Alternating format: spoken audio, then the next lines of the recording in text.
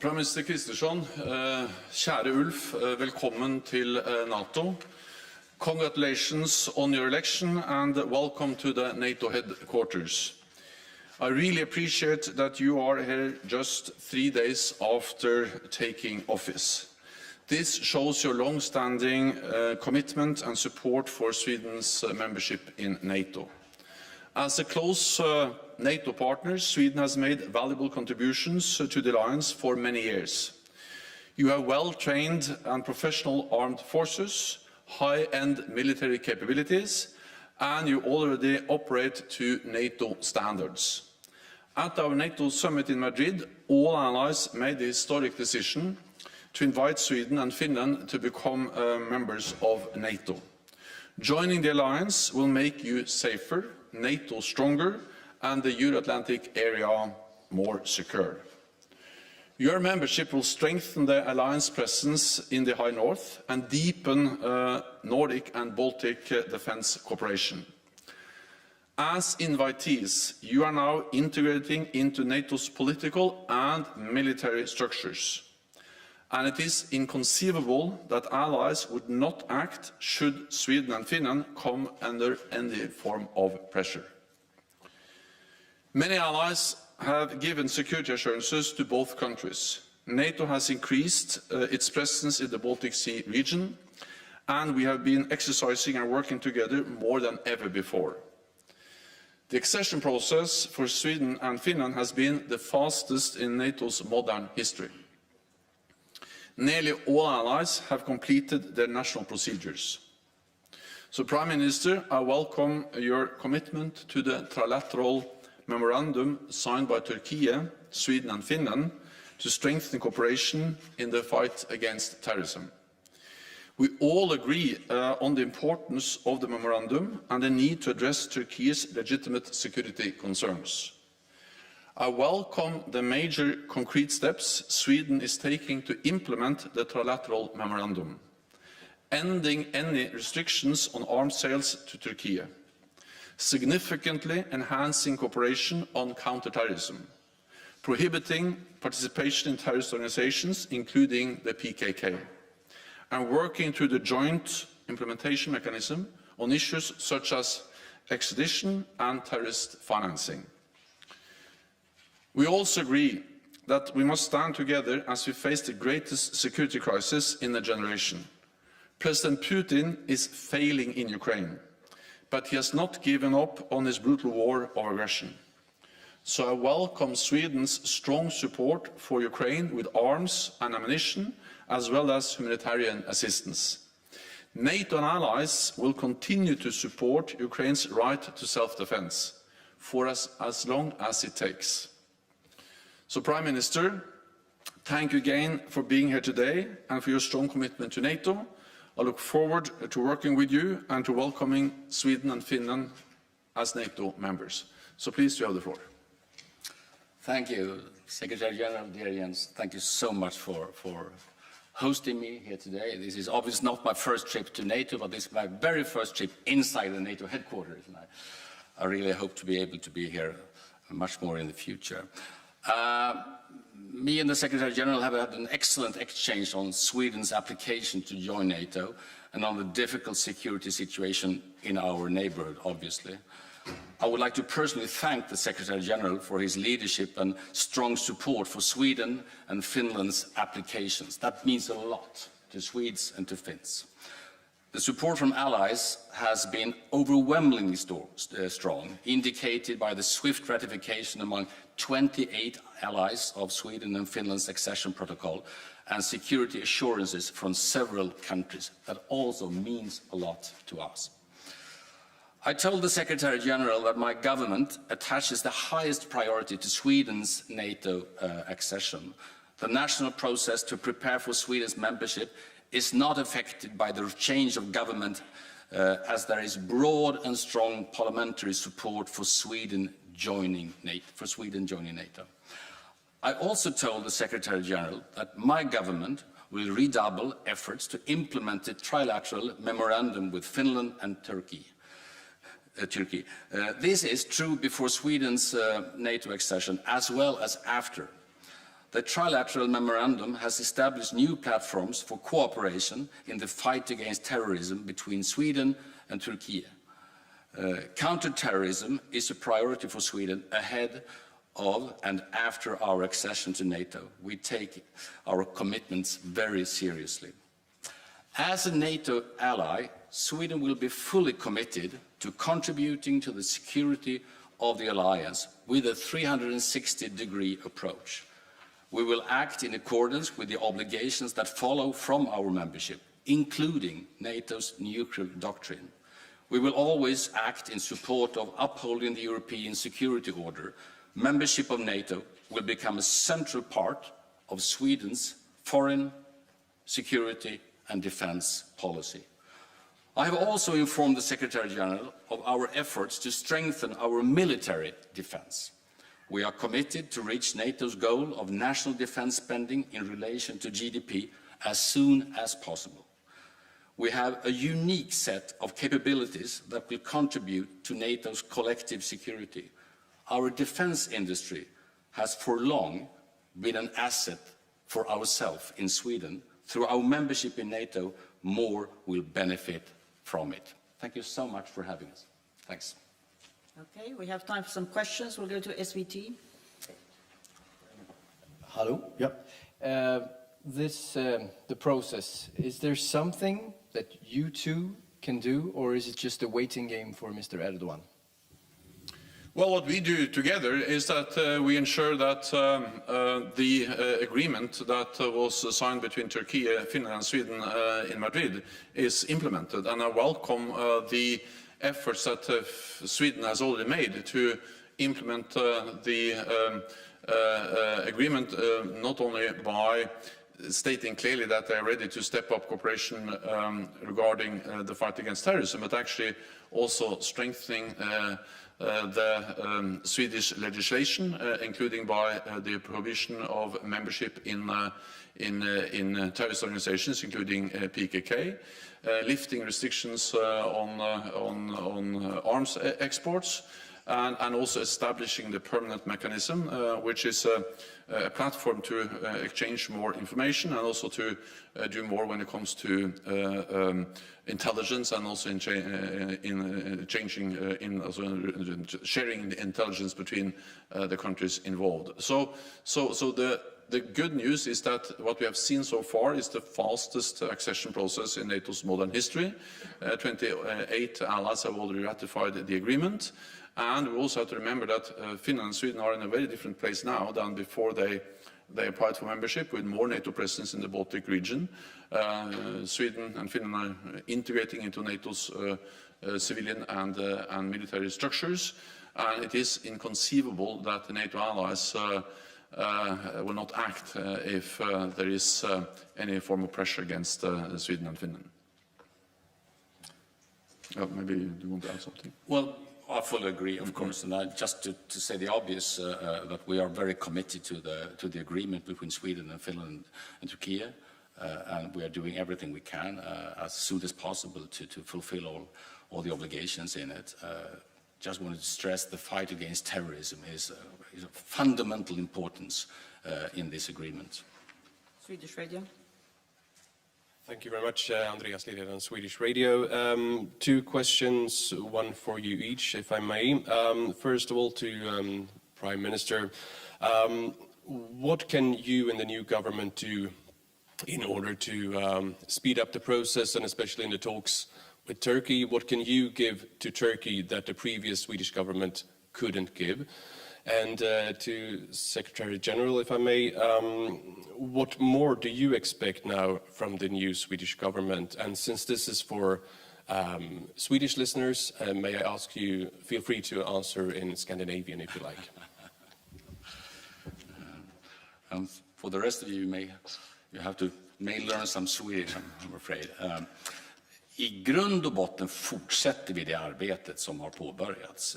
Det påbörjade vi ju i maj i mycket bred enighet. Vi är alltså 6 partier i Sverige av 8 som står bakom detta. Mycket nära samarbete mellan den regering som nyss har avgått och den som nu har tillträtt.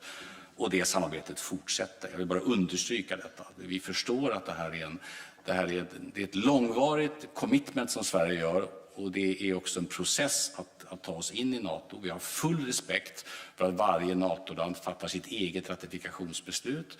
Full respekt för att det är Turkiet som bestämmer över det turkiska beslutet och att det är vi som ansöker om medlemskap i NATO. Mycket stor respekt för detta. Ska jag understryka någon del så är det förutom naturligtvis överenskommelsens alla delar, där vi verkligen nu systematiskt går igenom att vi lever upp till varje del av den överenskommelsen, så är det kampen mot terrorismen.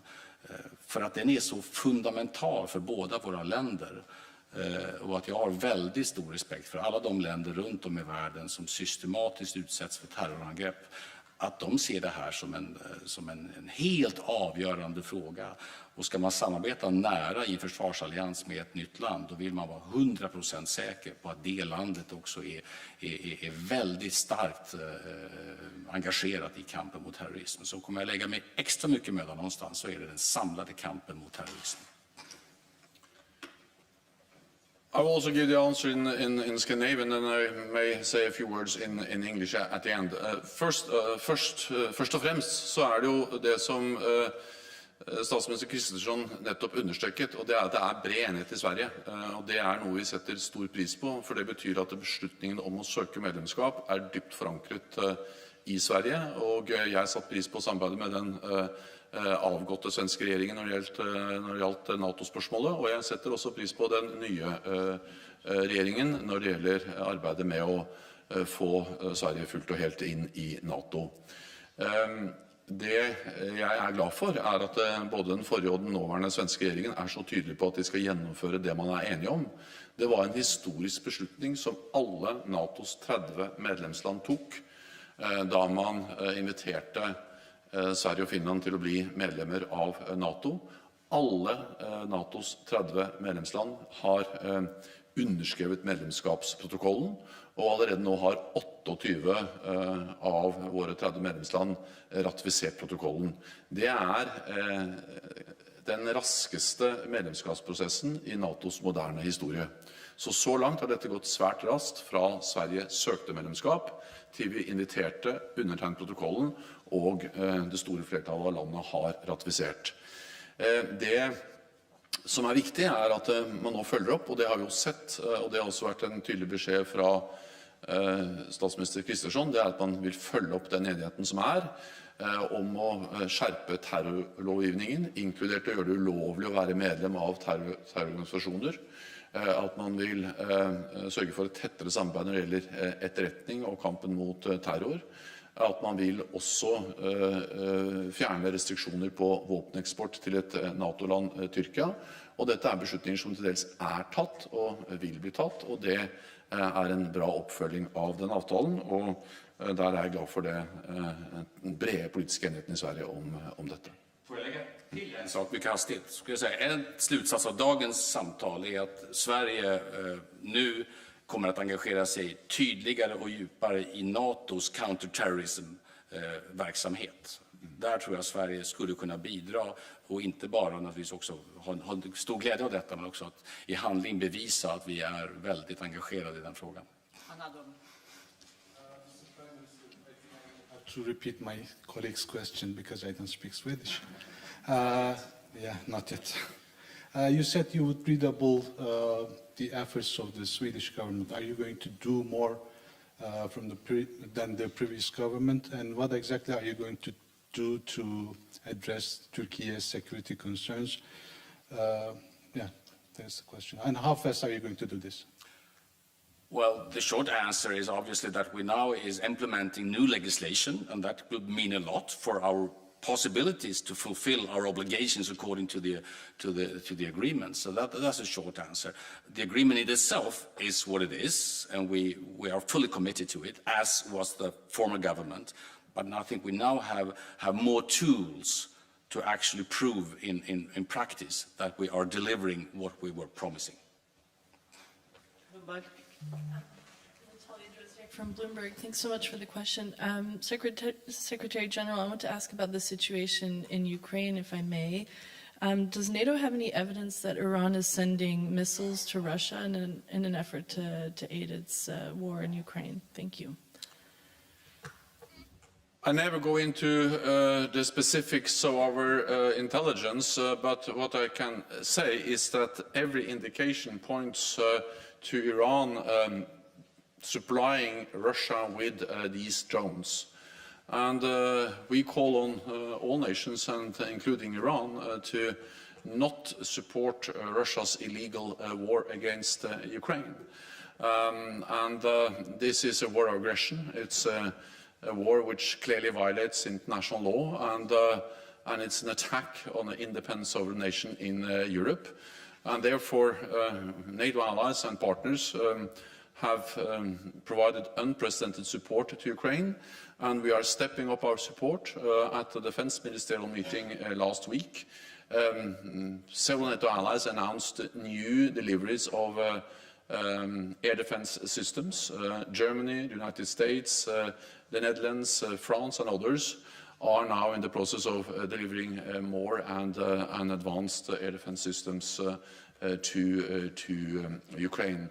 And of course, the horrific attacks we have seen by these drones just highlights the urgency of stepping up support for Ukraine. Fundamentally, what we see is that Russia's war, President Putin's war in Ukraine, is failing. President Putin made a big mistake by invading Ukraine. He was forced to withdraw from the territories in the north around Kiev. Then he launched a big offensive in Donbass. That offensive has been stalled by the brave Ukrainian forces, and now the Ukrainians are actually able to take back territory and liberate Ukrainian land, and we support them in doing so. Daanse Nyheter. Sorry, I just want to follow up. The question was about missiles specifically. Is there any evidence about missiles being sent to Russia? Thank you. Was it about drones? No, sorry. It is fundamentally the same answer that we don't go into specific intelligence, but we are of course monitoring closely what Iran are doing when it comes to also providing any support to Russia, and we call on Iran not to provide neither drones nor missiles, and any supplies of missiles will also be in clear violation of UN Security Council resolutions. Okay. Daanse Nyheter, the last question. Okay. Yes, please, Dagens Nyheter here. Two questions. Do you have a meeting planned with Viktor Orban or Recep Tayyip Erdogan because of the process of ratifications? And also, will the discussions with Turkey be more easy when we have a male prime minister, a male foreign minister, and a country that doesn't push for feminist foreign policy? Well, thank you. I won't try to guess or to interpret Turkey's views on that, honestly. But on the first question, I told the Secretary General that I'm very prepared to go to Ankara as soon as possible, and we will send that signal also to, and we have already sent that signal to our Turkish friends. And we discussed what timetable would be suitable for that trip. So that's in my plan. Yes. Thank you very much. That's all we have time for. Can I ask a question to the Swedish Prime Minister, please? Just one. Up to him, he needs to. In the bilateral agreement, there is a section which says that you are going to have a structured dialogue. How is the structured dialogue working? Is it progressing? Can you describe it? Well, honestly, I haven't been in office for 2 days, so I can't. I don't have the full insights in everything yet. I have to admit, but we have had a very good dialogue with the resigning government, or the former government, and as far as I can tell, that dialogue has been very well working, and we stick to that. As you know, I have asked the chief negotiator to stay in office and to fulfill his work, and all my impressions are that there is a good dialogue ongoing, and of course I will stick to that, and I will try to make it even better. Thank you very much. This concludes this press conference. Thank you. Thank you. so much.